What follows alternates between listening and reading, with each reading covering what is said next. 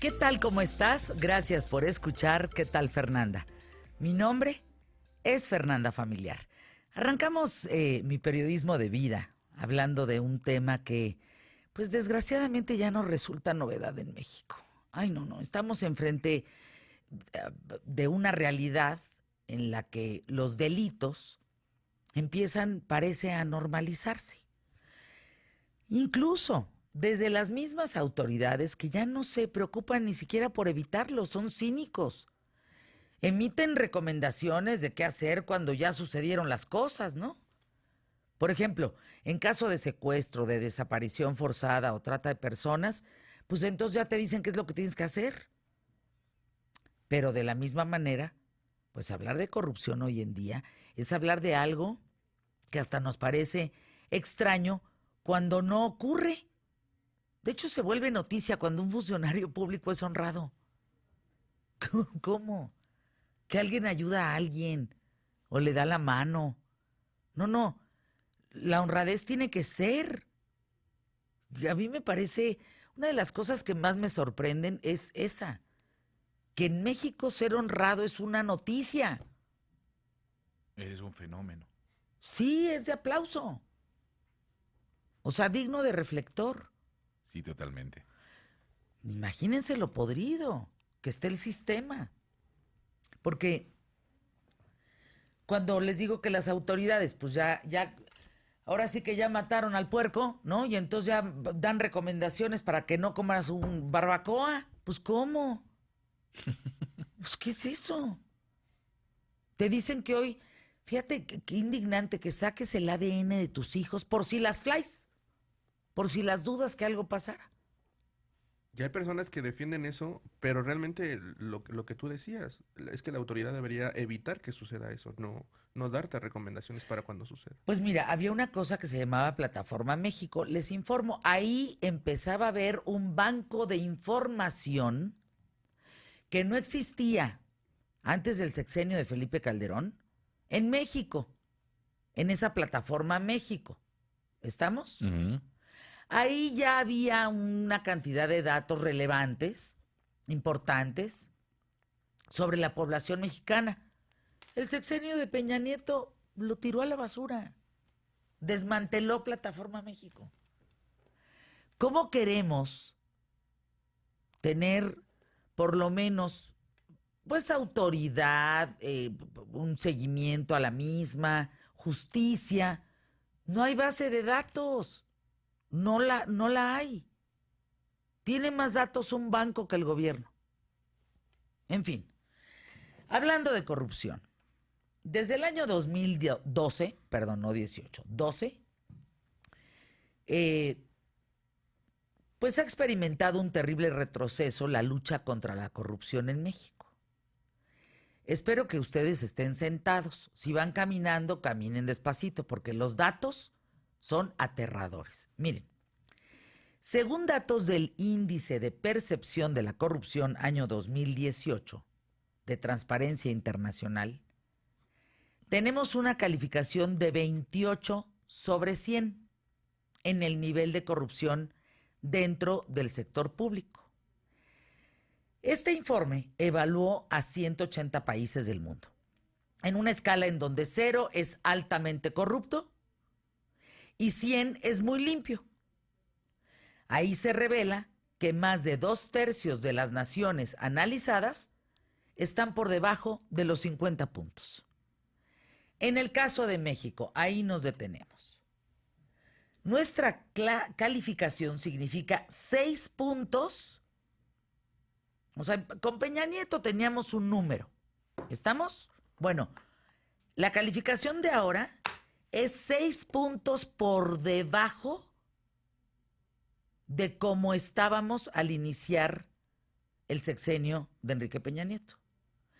Es decir,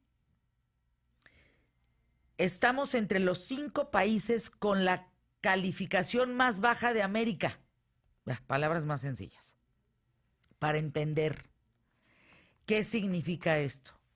Ahí es donde les digo, pues vamos a sentarnos para recibir la información. Porque uno dice, bueno, corruptos, pues sí, pero corruptos ¿cuánto? ¿Cómo? ¿Hasta dónde? para entenderlo en perspectiva. Estamos empatados en corrupción, híjole, con Guinea, Irán, Líbano y Rusia.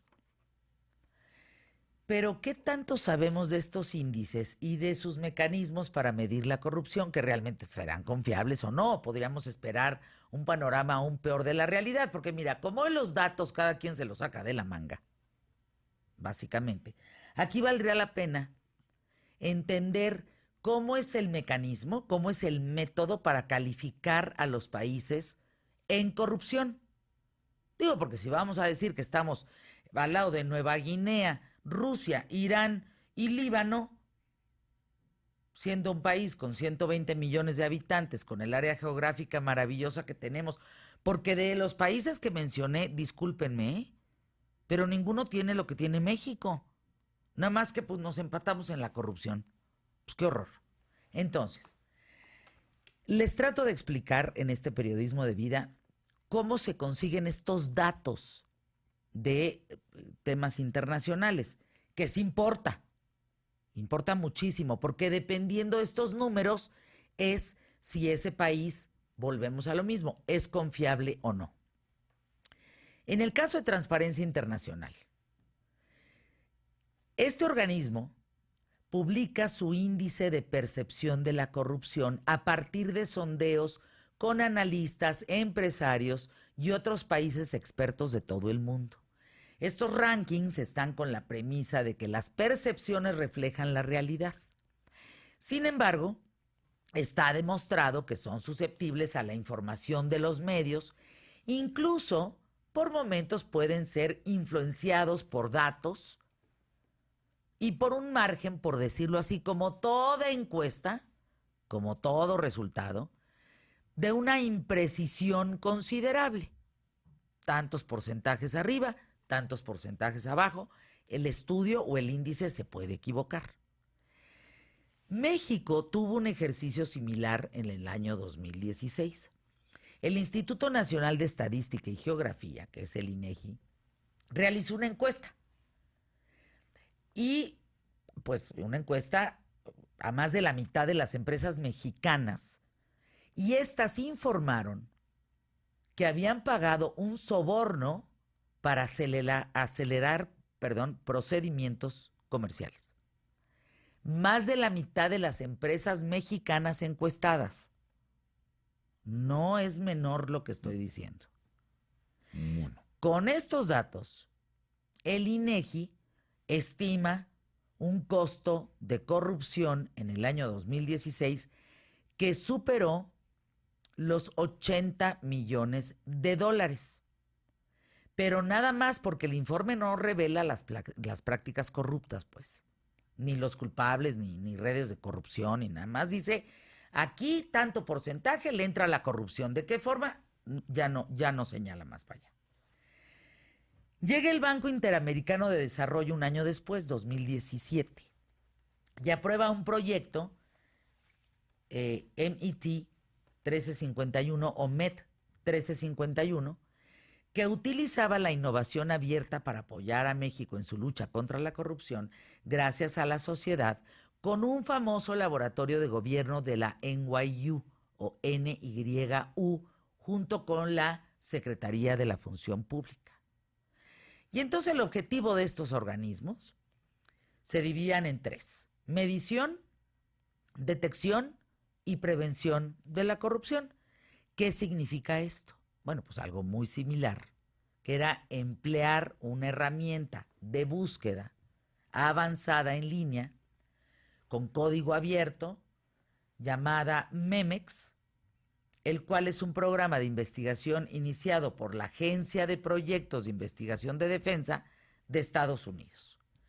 Objetivo: era un software que con él se mejoraba la búsqueda en la red para detectar casos ocultos de corrupción en la contratación pública y, en palabras sencillas, era para descubrir fraudes, sobre todo en el asunto de licitaciones de gobierno.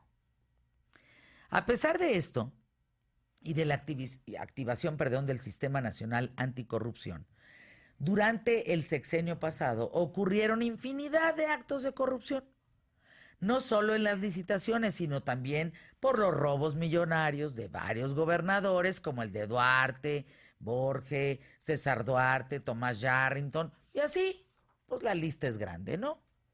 Y menos los que todavía ni salen a la luz. Dentro de la corrupción se encuentra el saqueo de patrimonio, ofrecimiento y recepción de sobornos, malversación y negligente asignación de fondos y gastos públicos, subvaluación o hipervaluación de precios, escándalos políticos, financieros, fraude electoral, paga a periodistas y tráfico de influencias, entre otros. Ante lo cual te pregunto, a ti que me escuchas, ¿podrán estas evaluaciones indicar la verdadera situación de corrupción que enfrentan los países? Yo no lo creo. Yo creo que hacen un enorme esfuerzo para, pues ahí más o menos mostrar un número que tiene tanto porcentaje de equivocación o tanto porcentaje de acierto, en fin. Pero realmente, en el caso del índice de percepción de la corrupción, que se basa en sondeos, los resultados pueden ser subjetivos, mucho menos fiables en países de los que se tienen menos datos. Además, lo que se define legal en algunas naciones, pues para saber cómo se percibe en corrupción en otras. No. A ver, por ejemplo, una donación pública puede ser legal en ciertas jurisdicciones, pero ilegal en otras. En algunos países un regalo no se considera un soborno. Pero en otros sí. Se estipuló que los funcionarios públicos no podían recibir obsequios por su trabajo, pero tampoco enviarlos. Esto es importante. Entonces, en la anterior Ley Federal de Responsabilidades Administrativas de los Servidores Públicos, de acuerdo con la Secretaría de Función Pública, pues los funcionarios podían aceptar regalos que no excedieran el valor de 10 veces el salario mínimo. Pero pues esto ya quedó prohibido. O sea, si por acá le mandas unos chocolates, pero por allá recibirán un reloj, ¿o cómo? O sea, sí. ¿Cómo es el tema? Es bien delicado. ¿A dónde los parámetros? Una donación pública, y pongo el ejemplo de la fundación de Elena Poniatowska. A Elenita le dieron el inmueble el sexenio pasado y se lo regalaron. Eso es una donación. ¿Es legal o es ilegal? ¿A cambio de qué? ¿Por qué? ¿Para qué? ¿Cómo? ¿Con qué papeles?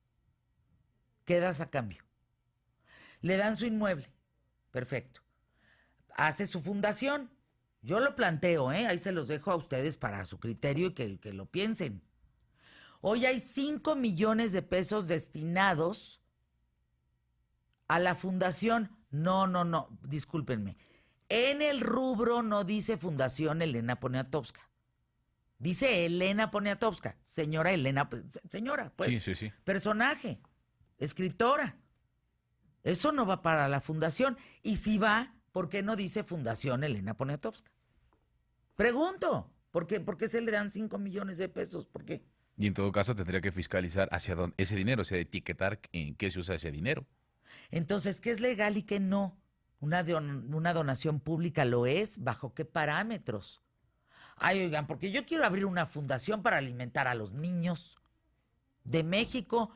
¿Por qué no me andan donando un terrenito, una casita y pues arrancar con 5 millones de kilos para alimentar a los niños? Porque yo ya conozco a todos los que podemos alimentar.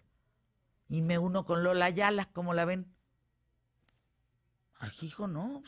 Entonces, es muy importante la interpretación de las intenciones con las que se regala algo, como las que se llama concurso, una licitación o se asigna de manera directa, y un sinfín de consideraciones que siempre logran acomodarse a modo de quienes gobiernan. El otro día escuché algo que me dejó petrificada. y lo pongo aquí en el micrófono, no les va a gustar, menos a la cuarta transformación. Ante la pregunta de un señor diciendo, no estoy entendiendo el rumbo del país, un funcionario público le contestó, el rumbo es el mismo, lo único que han cambiado son los personajes. Yo lo dejo de tarea, porque les pongo un ejemplo. Texcoco. Nunca se ha señalado, más bien, se dijo que no había actos de corrupción en Texcoco. Es decir, se canceló la obra por mis polainas. Y alégale, porque yo quiero y porque no me pertenece esa obra y porque a mí me vale que lleven más de 18 años trabajándola y estudiándola. No es mía, se cierra. Ah, pero propongo un proyecto con números mentirosos, sin una planeación, con un cerro de por medio, donde los aviones se repelen. En la torre, ¿no? Ah, pero es que ahora sí van mis compadres y mis cuates y mis lealtades a construir ese lugar. Que eso no es corrupción. Fíjense lo que le contestó el funcionario público. Señor, las cosas siguen idénticas. Lo único que ha cambiado son los nombres de los personajes que hoy trabajan para este gobierno. Si usted tenía una licitación antes gratuita, pues, o que le costara el 10-15%, ya no la va a tener, pero la va a tener él. Va a ser exactamente lo mismo, cambiaron los nombres. Punto. De eso vamos a hablar el día de hoy. Pues sí, de la situación del Sistema Nacional Anticorrupción y la forma en cómo se tendría que vislumbrar para los siguientes años, sobre todo, ¿no? En una administración que pues ha abanderado precisamente Es la que lucha hasta la ignorancia te lleva a ser corrupto. Datos falsos es corrupción. Claro. Tomar lo que no es tuyo es corrupción. Por ahí, empezando. Patear al otro y lo que está bien hecho para entonces cumplir con el compadrazgo y las lealtades también es corrupción. Entonces, mi pregunta es muy sana, ¿eh? ¿Hemos terminado con la corrupción? ¿Hasta dónde? ¿Cuánto hemos avanzado? Aguas, foco rojo. No todo es lo que parece. ¿Empezamos? Comenzamos. ¿Pie derecho? Iniciamos. ¿Qué tal, Fernanda? No te vayas. Quédense con nosotros.